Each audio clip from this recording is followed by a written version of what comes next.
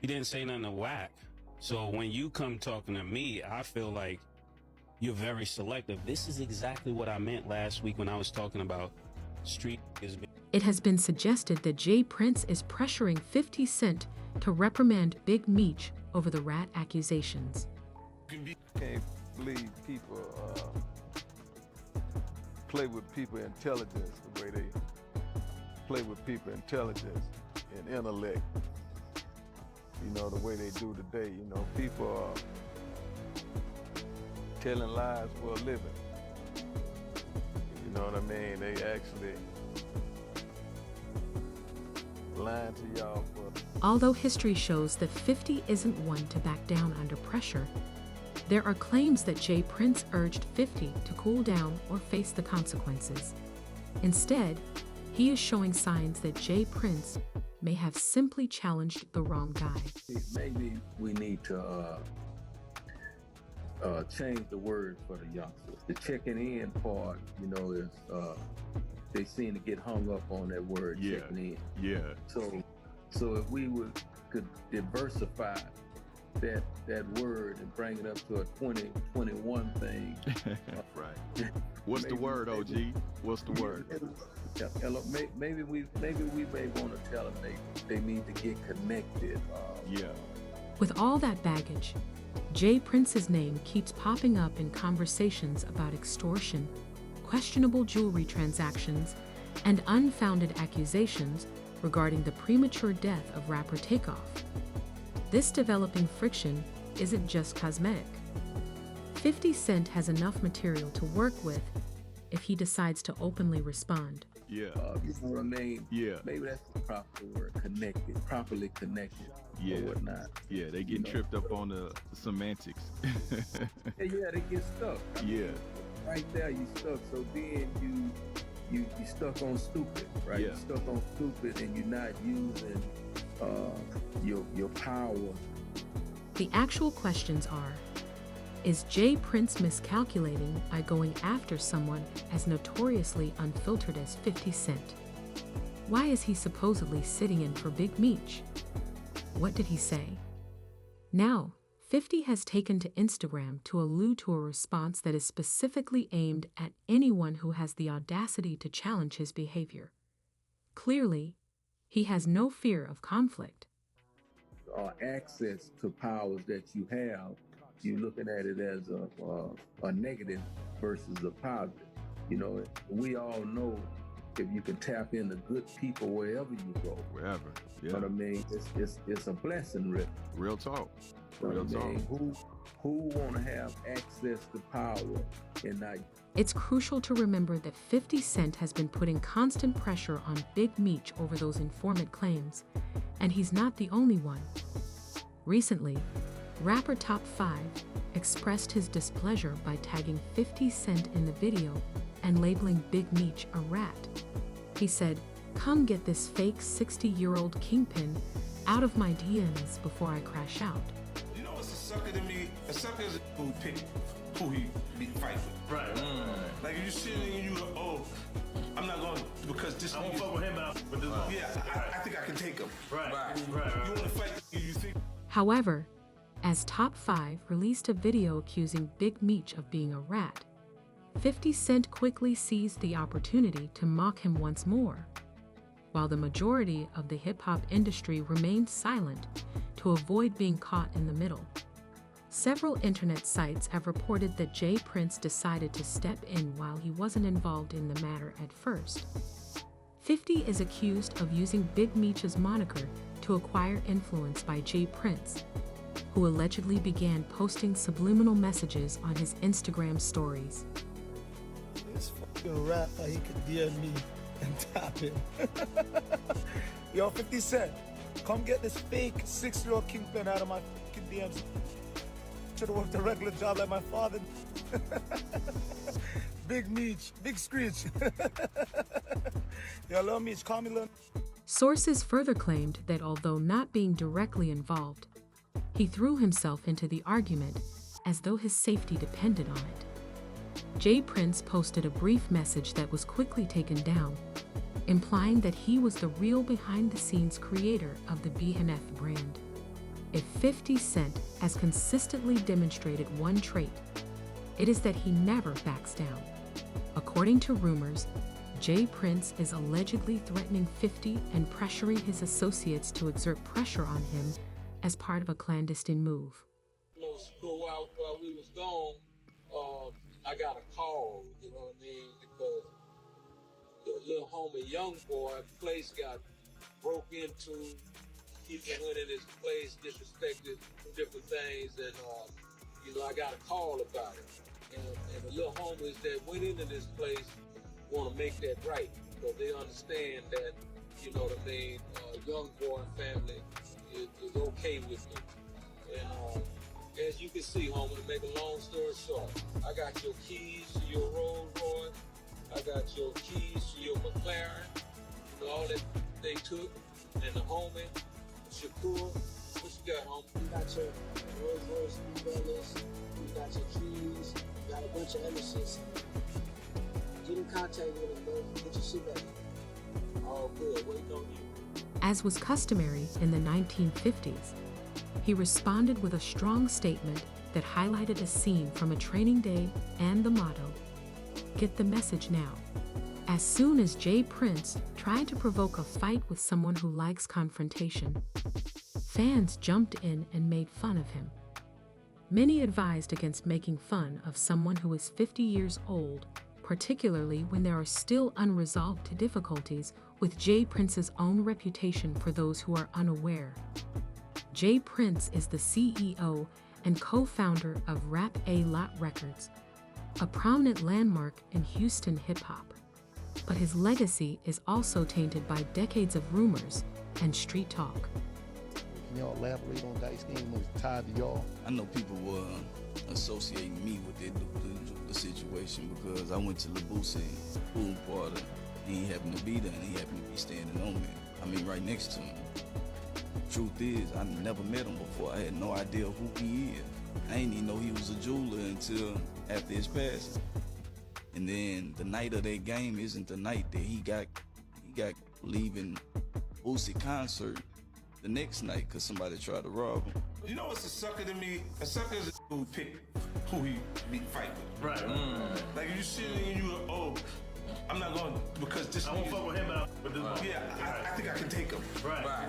You want to fight? You think? According to a widely acknowledged unwritten hip-hop rule, Jay Prince is expected to serve as a gatekeeper or unofficial security when well-known rappers arrive in Houston to make sure their travels are secure. But underneath the enigma, there are important inquiries concerning the real situation on the streets. Jay Prince has long referred to himself as Houston's king, acting as if he is responsible for the entire city. Jay Prince and his son Jazz Prince are rumored to be involved in other industries outside hotels. Can't believe people play with people's intelligence the way they play with people's intelligence and intellect. You know, the way they do today. You know, people are telling lies for a living. You know what I mean? They actually lying to y'all. They are not just hangouts.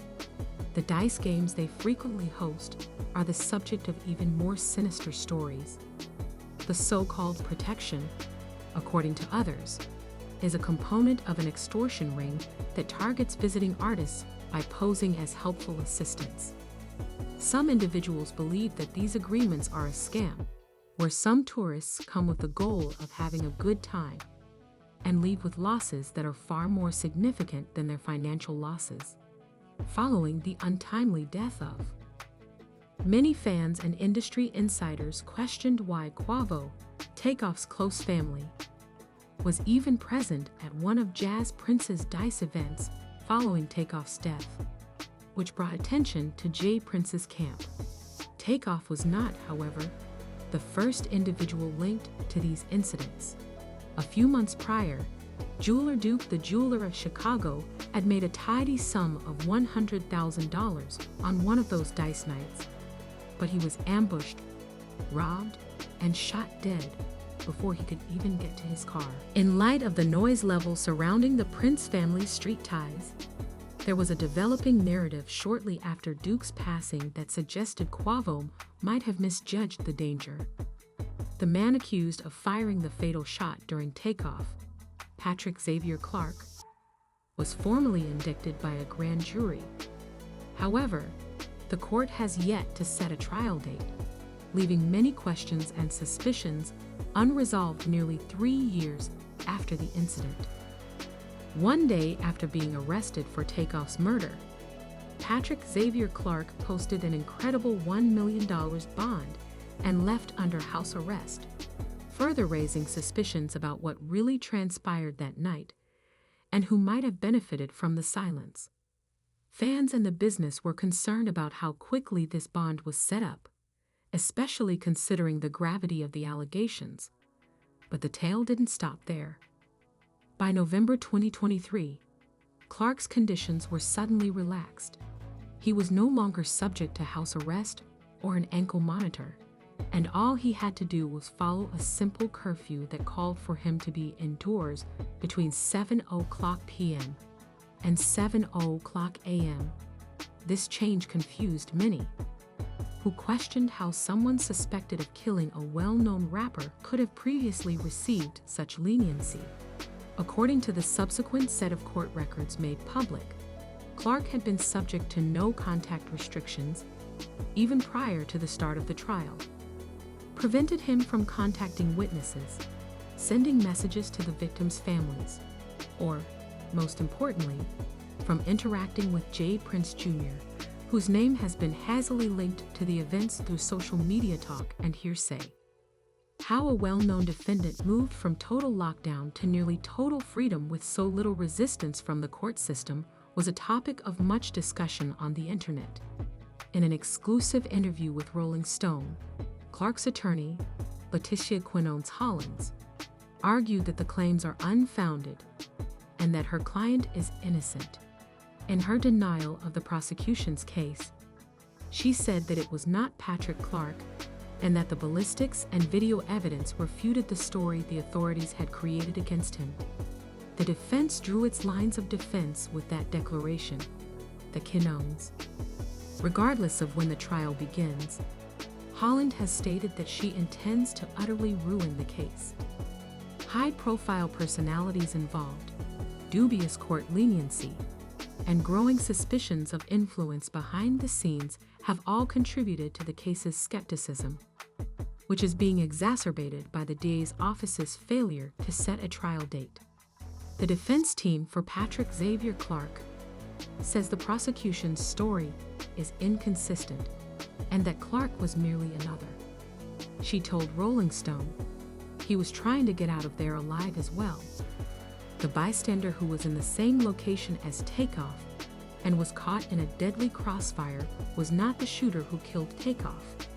Clark was simply in the wrong location at the wrong time when the gunshots started, according to the defense, who say he was not a part of the disagreement that resulted in the bloodshed. Nevertheless, aside from the legal proceedings, gossip, and discussions around Jay Prince and his, the one topic at the center of those rumors that have gained more attention is family. Dice games for years. Rappers have been lured into questionable contracts at private events in Houston. Many have said that some of these gatherings are more about exploiting visiting performers than they are about gambling. It is not the first time such claims have been made. Among those who have spoken out against this alleged trend, the most is Wack 100. He has often criticized Jay Prince Jr., saying that he, arranging for rigged dice games, using the dice games as setups disguised as friendly wagers. Wack didn't hold back when he publicly encouraged artists visiting Houston to stay away from such circles. He even went so far as to hypothesize that Quavo and Takeoff might have been inadvertently drawn into something more sinister on the night of the shooting, implying that what started out as a game could have quickly evolved into something considerably more lethal. These assertions acquired traction very rapidly. When asked about these links, Jazz Prince denied everything, particularly in the wake of Duke, the jeweler's strange murder following a similar high-stakes dice game linked to the same group, insisting that his dice games had nothing to do with Takeoff's terrible death or Duke's murder. He said he didn't even know Duke the jeweler. As long as there are more questions than answers, the aftermath of that evening in Houston will take time to recover. Although many people said little following an NBA incident in 2020, the rap entrepreneur has been the subject of extortion rumors for years, and the issue surrounding Jay Prince and his business extends beyond courtroom drama and dice games. As evidence of how serious such charges are, YoungBoy finally made them public in July 2020. There have been allegations that NBA YoungBoy's Airbnb home in Houston was targeted for robbery, but it wasn't. The robbers took advantage of the chance to flaunt their stolen property on the internet after stealing his chains and $350,000 Bentley keys in a random break-in. The suspects were seen on camera flaunting a 2020 McLaren GT, a white Rolls-Royce, and a white Bentley that were allegedly owned by YoungBoy's group. When it was stated that a $30,000 ransom was sought in order to retrieve YoungBoy's stolen goods, the scenario got even more suspicious. Rumors that it wasn't a straightforward heist, but rather extortion, fed the fire. YoungBoy refused to cooperate and instead blasted Jay Prince, accusing him of extorting rappers upon their arrival in Houston by using the so-called check-in culture as a front. Jay Prince went live on Instagram and claimed to have YoungBoy's car keys and chains, urging him to come pick them up in person. YoungBoy made it obvious that he was not interested in any street diplomacy. However, YoungBoy is not the only one who believes Prince's action was a planned ploy to get more money from him. Cameron and Ma were critical of Jay Prince more recently, saying that his reputation as a street boss might be more about deception than leadership. They charged him with shielding musicians and keeping quiet when things become bad, especially after he witnessed Kendrick Lamar openly demolish Drake, one of Jay Prince's biggest. Significant allies. The long-standing mystery surrounding Jay Prince is starting to lift as more artists come out. And as more rumors surface, his empire might have to deal with the consequences of years of behind-the-scenes activity. The latest round of criticism is simply making things worse. While the data are clear, there aren't many harsh detractors. In every fight this year, Shakur Stevenson has received the greatest ratings on ESPN, and according to his manager, he has held 3 of the top spots since 2022. Any problems outside of the ring will be dealt with directly. Industry insiders are raising doubts about Jay Prince's choice to intervene in 50 Cent's continuing spat with Big Meech. Many people think he chose the wrong fight because of the years of controversy around him, which included claims of extortion and rigged dice games. This is especially true against 50, who is renowned for exposing enemies and establishing entire empires with meat. How do you feel? Is Jay Prince right to defend Big Meech, or did he just take on more than he can manage? We should talk about it in the comments area. It might become more than just a social media moment if 50 Cent turns his focus to Jay Prince. It might become another full-scale production. Jay Prince might be giving 50 the perfect script for his next expose with the kind of dirt that's already out there. You made it to the end. In order to avoid missing the next in-depth examination, please make sure to like and subscribe to this video.